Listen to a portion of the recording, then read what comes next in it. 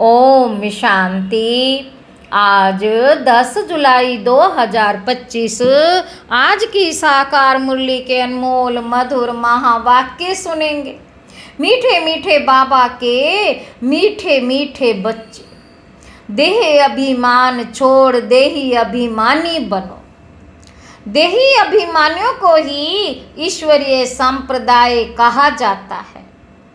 देह अभिमान छोड़ देही अभिमानी बनो। देही अभिमानियों को ही ईश्वरीय संप्रदाय कहा जाता है। प्रश्न है, तुम बच्चे अभी जो सत्संग करते हो ये दूसरे सत्संगों से निराला है, कैसे?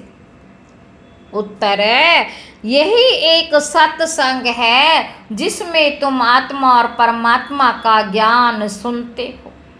बाबा कहते यही एक सत्संग है जिसमें तुम आत्मा और परमात्मा का ज्ञान सुनते हो। यहाँ पढ़ाई होती है, एम ऑब्जेक्ट भी सामने है। दूसरे सत्संगों में ना पढ़ाई होती ना कोई एम ऑब्जेक्ट है। ओम शांति। रूहानी बच्चों प्रति रूहानी बाप समझा रहे, रूहानी बच्चे सुन रहे हैं। पहले पहले बाप समझाते हैं, पहले पहले बाप समझाते हैं। जब भी बैठो तो अपने को आत्मा समझ कर बैठो, देह ना समझो। अपने को आत्मा समझ कर बैठो, देह ना समझो। देह अभिमानी को आसुरी संप्रदाय कहा जाता है, देही अभिमानियों को ईश्वरीय संप्रदाय कहा जाता है। ईश्वर को देह है नहीं, ईश्वर को देह है नहीं। वह सदैव आत्म अभिमानी है, वह है सुप्रीम आत्मा, सभी आत्माओं का बाप, सभी आत्माओं का बाप, परम आत्मा अर्थात ऊंचे ते ऊंचा। मनुष्य जब ऊंचे ते ऊंचा भगवान कहते हैं तो बुद्धि में आता है वह निराकार लिंग रूप है। निराकार लिंग की पूजा भी होती है, वह है परमात्मा यानी सभी आत्माओं से ऊंच। वह भी आत्मा परंतु ऊंच आत्मा। वह जन्म मरण में नहीं आते हैं, बाकी सब पुनर्जन्म लेते हैं और सभी है रचना, रचना और सभी है रचना। रचता तो एक ही बाप है, ब्रह्मा विष्णु शंकर भी रचना है। मनुष्य सृष्टि भी सारी रचना है। रचता को बाप कहा जाता, पुरुष को भी रचता कहा जाता है। स्त्री को अडॉप्ट करते हैं, फिर उनसे क्रिएट करते हैं, पालना करते हैं। स्त्री को अडॉप्ट करते हैं, फिर उनसे क्रिएट करते हैं, पालना करते हैं, बस विनाश नहीं करते। और जो धर्म स्थापक होते वे भी क्रिएट करते हैं, फिर उनकी पालना करते हैं, विनाश कोई भी नहीं करते।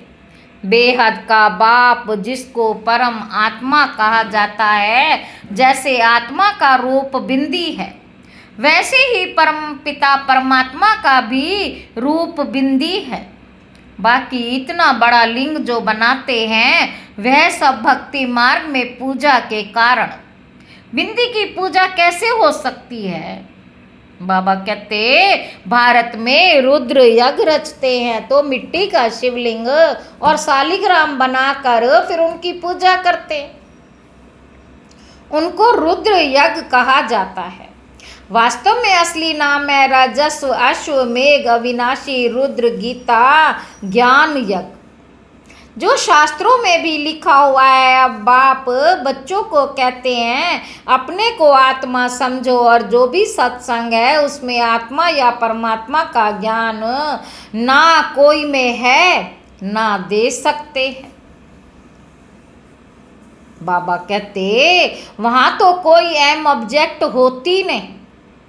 बाबा कहते तुम बच्चे तो अभी पढ़ाई पढ़ रहे हो, तुम जानते हो आत्मा शरीर में प्रवेश करती। आत्मा अविनाशी है, शरीर विनाशी है। शरीर द्वारा पाठ बजाती है, आत्मा तो है शरीरी है ना। कहते भी हैं नंगे आए हैं नंगे जाना है।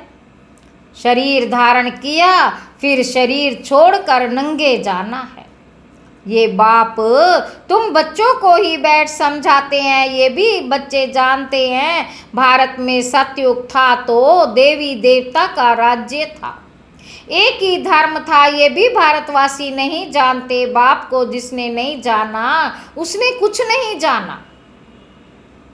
प्राचीन ऋषि मुनि भी कहते थे हम रचता और रचना को नहीं जानते हैं, रच्यता है बेहद का बाप, वही रचना के आदि मध्य अंत को जानते हैं।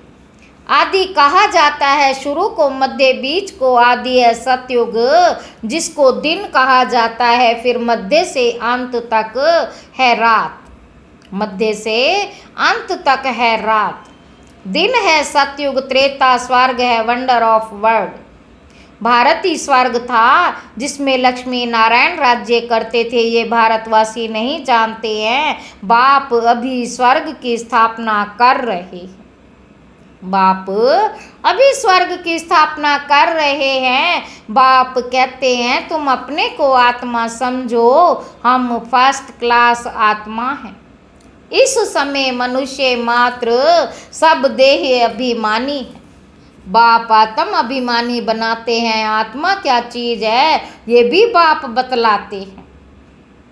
मनुष्य कुछ भी नहीं जानते, भल कहते भी हैं भ्रुकुटी के बीच चमकता है अजब सितारा, परंतु वह क्या है, कैसे उसमें पाठ भरा हुआ है, वह कुछ भी नहीं जानते। अभी तुमको बाप ने समझाया है, तुम भारतवासियों को 84 जन्मों का पाठ बजाना होता है। भारत ही ऊंच खंड है, भारत ही ऊंच खंड है। जो भी मनुष्य मात्र है उनका ये तीर्थ है, सर्व की सदगति करने बाप यहाँ आते हैं। रावण राज्य से लिबरेट कर गाइड बन ले जाते हैं, रावण राज्य से लिबरेट कर गाइड बन ले जाते हैं। मनुष्य तो ऐसे ही कह देते, अर्थ कुछ नहीं समझते, कुछ नहीं जानते। भारत में पहले देवी देवता थे, उन्हों को ही फिर पुनर्जन्म लेना पड़ता है। पहले देवी देवता थे, फिर उन्हों को ही पुनर्जन्म लेना पड़ता है। भारतवासी ही सो देवता फिर क्षत्रिय वैश्य शूद्र बनते हैं, पुनर्जन्म लेते हैं ना। बाबा कहते इस नॉलेज को पूरी रीति समझने में 7 रोज लगते हैं। पतित बुद्धि को पावन बनाना है, ये लक्ष्मी नारायण पावन दुनिया में राज्य करते थे ना, उन्हों का ही राज्य भारत में था तो कोई धर्म नहीं था, एक ही राज्य था। भारत कितना साल्वेंट था, हीरे ज्वारों के महल थे। फिर रावण राज्य में पुजारी बने, फिर भक्ति मार्ग में ये मंदिर आदि बनाए हैं। सोमनाथ का मंदिर था ना, एक मंदिर तो नहीं होगा। यहाँ भी शिव के मंदिर में इतने तो हीरे ज्वार थे जो मोहम्मद गजनवी ऊंट भरकर ले गए। इतने माल थे, ऊंट तो क्या कोई लाखों ऊंट ले आए तो भी भर ना सके। सतयुग में सोने हीरे ज्वारों के तो अनेक महल थे, सतयुग में सोने हीरे ज्वारों के तो अनेक महल थे। मोहम्मद गजनवी तो तभी आया, द्वापर में भी कितने महल आदि होते हैं, वे फिर अर्थक्वेक में अंदर चले जाते हैं, अर्थक्वेक में अंदर चले जाते हैं। रावण की कोई सोने की लंका होती नहीं है, रावण राज्य में तो भारत का ये हाल हो जाता है। 100% इरिलीजियस, अनराइटियस, इंसॉल्वेंट, पतित विशेष नई दुनिया को कहा जाता है वॉइसलेस। नई दुनिया को कहा जाता है वॉइसलेस। भारत शिवालय था जिसको वंडर ऑफ वर्ल्ड कहा जाता। बहुत थोड़े मनुष्य थे, अभी तो करोड़ों मनुष्य है। विचार करना चाहिए ना, अभी तुम बच्चों के लिए ये पुरुषोत्तम संगम युग है, जबकि बाप तुमको पुरुषोत्तम पारस बुद्धि बना रहे हैं। बाप मनुष्य से देवता बनने की तुम्हें सुमत देते हैं। बाप की मत के लिए ही गाया जाता है, तुमरी गत मत न्यारी, तुमरी गत मत न्यारी। इसका भी अर्थ कोई नहीं जानते, बाप समझाते हैं। मैं ऐसी श्रेष्ठ मत देता हूँ जो तुम देवता बन जाते हो। अब कलयुग पूरा होता, पुरानी दुनिया का विनाश सामने खड़ा। मनुष्य बिल्कुल ही घोर अंधेरे में कुंभकर्ण की नींद में सोए पड़े हैं, क्योंकि कहते हैं, शास्त्रों में लिखा है, कलयुग तो अभी बच्चा है। 1000 वर्ष पड़े हैं। 84 लाख योनियां समझने के कारण कल्प की आयु भी लंबी चौड़ी कर दी है। वास्तव में है 5000 वर्ष। बाप समझाते हैं, तुम 84 जन्म लेते हो, ना कि 84 लाख। बेहद का बाप तो इन सभी शास्त्रों आदि को जानते हैं, तब तो कहते हैं ये सब है भक्ति मार्ग के।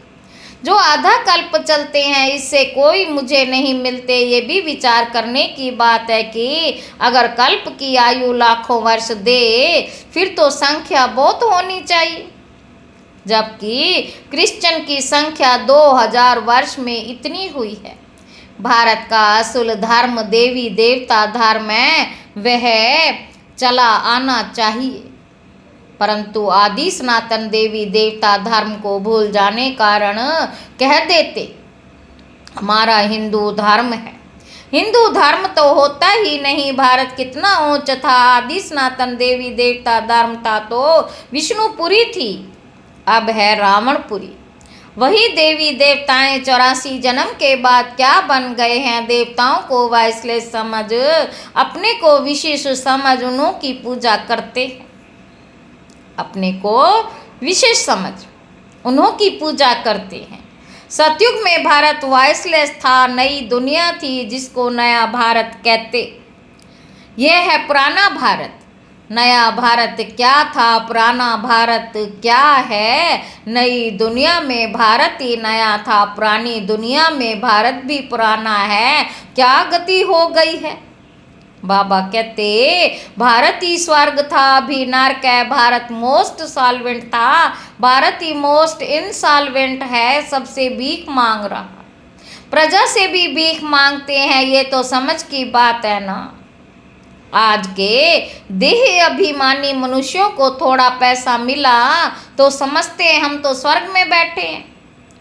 सुख धाम स्वर्ग को बिल्कुल जानते नहीं, स्वर्ग को बिल्कुल जानते नहीं, क्योंकि पत्थर बुद्धि है। अब उन्हें पारस बुद्धि बनाने के लिए 7 रोज की भट्टी में बिठाओ, क्योंकि पतित है ना। बाबा कहते पतित को यहाँ तो बिठा नहीं सकते, यहाँ पावन ही रह सकते हैं, पतित को अलाउ नहीं कर सकते। बाबा कहते अभी तुम पुरुषोत्तम संगम युग पर बैठे हो, जानते हो बाबा हमको ऐसा पुरुषोत्तम बनाते हैं। यह सच्ची सत्य नारायण की कथा है। सत्य बाप तुमको नर से नारायण बनाने का राजयोग सिखला रहे हैं। ज्ञान सिर्फ एक बाप के पास है, जिसको ज्ञान का सागर कहा जाता, शांति का सागर, पवित्रता का सागर। यह उस एक की महिमा है, दूसरे कोई की महिमा हो नहीं सकती। देवताओं की महिमा अलग है, परमपिता परमात्मा शिव की महिमा अलग है। परमपिता परमात्मा शिव की महिमा अलग है, वह है बाप। श्री कृष्ण देवता सूर्यवंशी सो चंद्रवंशी सो वैश्यवंशी। मनुष्य हम सो का अर्थ भी समझते नहीं। बाबा कहते हम आत्मा सो परमात्मा कह देते हैं। कितना रॉन्ग है। बाबा कहते अभी तुम समझते हो कि भारत की चढ़ती कला और उतरती कला कैसे होती है। यह है ज्ञान, वह सब है भक्ति। सतयुग में सब पावन थे, राजा रानी का राज्य चलता था। वहाँ वजीर भी नहीं होता, क्योंकि राजा रानी खुद ही मालिक हैं। बाप से वर्षा लिया हुआ है ना, उनमें अक्ल है। लक्ष्मी नारायण को कोई के राय लेने की दरकार ही नहीं, वहाँ वजीर होते ही नहीं। बाबा कहते वहाँ वजीर होते नहीं। भारत जैसा पवित्र देश कोई था नहीं, महान पवित्र देश था, नाम ही था स्वर्ग, अभी है नरक। नरक से फिर स्वर्ग बाप ही बनाएगा। अच्छा, मीठे मीठे सिक्के लदे बच्चों प्रति माता पिता बाप दादा का याद प्यार और गुड मॉर्निंग। रूहानी बाप के रूहानी बच्चों को नमस्ते। हम रूहानी बच्चों की रूहानी बाप दादा को याद प्यार और नमस्ते बाबा नमस्ते। शुक्रिया बाबा शुक्रिया। धारणा के लिए मुख्य सार। पहला पॉइंट, एक बाप की सुमत पर चलकर मनुष्य से देवता बनना है। इस सुहावने संगम योग पर स्वयं को पुरुषोत्तम पारस बुद्धि बनाना है। दूसरा पॉइंट है, 7 रोज की भट्टी में बैठ पतित बुद्धि को पावन बुद्धि बनाना। सत्य बाप से सत्यनारायण की सच्ची कथा सुन नर से नारायण बनना है। वरदान है, हर खजाने को बाप के डायरेक्शन प्रमाण कार्य में लगाने वाले ऑनेस्ट व ईमानदार भव। ऑनेस्ट व ईमानदार भव।